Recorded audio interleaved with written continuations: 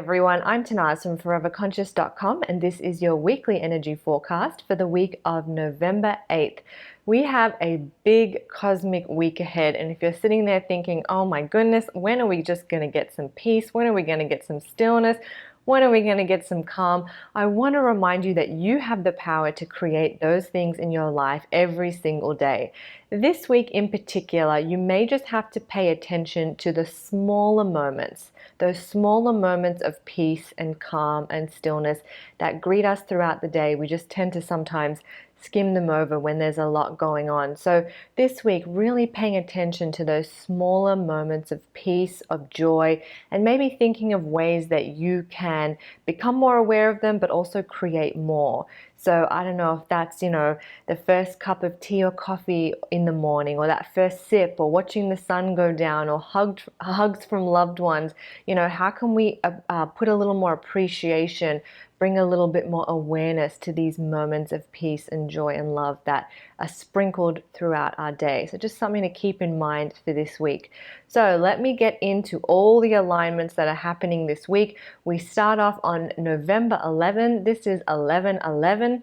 1111 is a powerful angel number which indicates alignment, being aligned with our divine, being aligned with our higher selves, also being aligned with higher realms, our guardian angels, our spirit guides. It's a wonderful energy, that 1111 energy, as well for manifestation.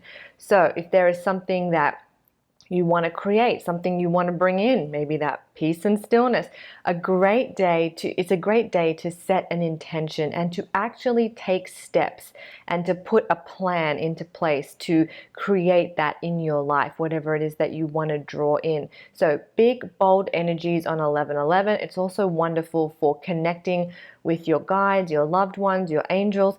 I have a little ritual. I'll put a link below if you're interested, but definitely use these energies if you can, even if it's just small and not as formal as a ritual. Just kind of connecting, knowing that you're aligned, affirming that for yourself, connecting with the heavens, connecting with the earth, and then setting an intention of peace, love, joy, whatever it is you want for yourself, for the world, and so on. So that's November 11th. November 12th, we have the final Jupiter-Pluto conjunction. This is one of the biggest alignments we have been working with all through the year. 2020 has brought so many big alignments. That's kind of why it's taken shape the way that it has. And this is just one of them. Jupiter and Pluto will align at the same degree for the last time. For the next 15 or so years, this will happen in the sign of Capricorn. It's happened twice already this year. This is the third. So the first time this happened was in April, then again in June, and then this will be the third and final that these two planets will be coming together. So it means the ending and the start of a new cycle. It's wrapping up the old, the last 15 years of this cycle, and then bringing in the new. So what does this mean? What can you expect? Jupiter is the planet of abundance. Pluto is the planet of death and rebirth. So when these two come together, we're really challenged, and maybe you might have noticed this throughout the year, where we're sort of challenged, we're guided to become aware of abundance, the energy of abundance in our lives, and also to shift out of a fixed mindset into a more expansive, growth-based mindset, which kind of is abundance, right? I sort of define abundance as that universal process of giving and receiving, of when one door closes, another opens, shifting from that sort of fixed mindset to a more open mindset. So those are some things that you might start noticing this week, or maybe things that you've been working with. And if you are faced with problems, if you are faced with challenges, maybe think about how you can choose to shift out of how you've been thinking about it, how you've been dealing with it, and see if you can expand and open that mindset. Maybe, that's the abundance that Jupiter's offering to you, that abundantly open mind. We may also notice things with our finances, so this would be a good time to balance your finances, also balancing this energy of giving and receiving in your life, because that's kind of connected. Where are you giving too much? Where are you not receiving? Where are you receiving too much? Trying to find and work out that balance, not just financially, but in all areas of your life. Jupiter and Pluto on a global level can stir news around the economy, around global financial markets. They're all things that we might see in the news this week. But on a personal level, this is a really good time to tune into abundance. Abundance is always there. It's always around us. It's just something that we need to connect with. I think as well, we tend to think of abundance as just being material. But again, it is so much more. Like I said, it's that process of when one door closes, another opens. The universe is always communicating with us, always speaking to us, always offering opportunity. It might not be the opportunity that we want, but it's always offering opportunity. We just kind of have to keep open and stay in an open place to receive. So if that feels relevant for you, try to be in a more receiving state this week, because who knows what opportunities may find you. On November 13th, we have Mars going direct. So that is it in terms of, really potent retrogrades. We still have Neptune and Uranus in retrograde, but Mars going direct is definitely going to be, I don't want to say a relief, because I think that there are lessons that we can learn when a planet is in retrograde, of course, but I do think this is going to help any stuck or stagnant energy finally get a little bit of a push forward. Mars going direct is going to end this Mars retrograde cycle that we have been working with for the last couple of months, I think, and it's going to help, like I said, shift things ahead. So we should notice things moving forward a little bit. By the time we get to the end of the week, and even, as we move through the month, things are going to start moving forward. So anything that's felt stuck or stagnant will get a nice push forward. And if you want to see in particular how this Mars retrograde has been affecting your zodiac sign, I created a little report. I'll put a link below if you're interested in that. If you already have this report, now is a really good time to reread it and reflect on some of those Mars retrograde energies that you've been dealing with. And now that Mars is going direct, things might start to get a little bit clearer, and those lessons or that thing of growth that you were guided to do might start to sort of feel like it makes a little more sense. So I'll put a link below if you're interested to check that out as well. So Mars moving direct, more forward energy. We're going to feel that, if we've been feeling our energy levels all over the place, we're going to get a little more balance, a little more kind of flow. However, and you might have heard this before, but all planets that go retrograde have what's called a shadow period.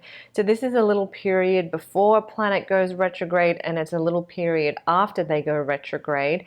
And this shadow period is kind of the planet kind of starting to return to its former strength, its former sort of self, after emerging from the underworld, which is what the ancients called it when a planet went retrograde. So we need to give Mars a little bit of time, really until January. We're going to be still working with these themes, but slowly we're going to see things building, things moving forward, things will start happening a little bit more. So that's a kind of nice energy there to look forward to. And I think I have covered, oh my God, I can't believe I forgot this. November 14th, the day after, we have the Scorpio new moon. This is the last super new moon of the year. It is falling in the water sign of Scorpio. It is deep. There is a lot of deep emotional energy around this new moon. We'll definitely feel our emotions stirred. We may be invited to, dig through some of the shadowy, darker stuff. This is a sort of Scorpio energy which allows us to enter into that phase of death and rebirth.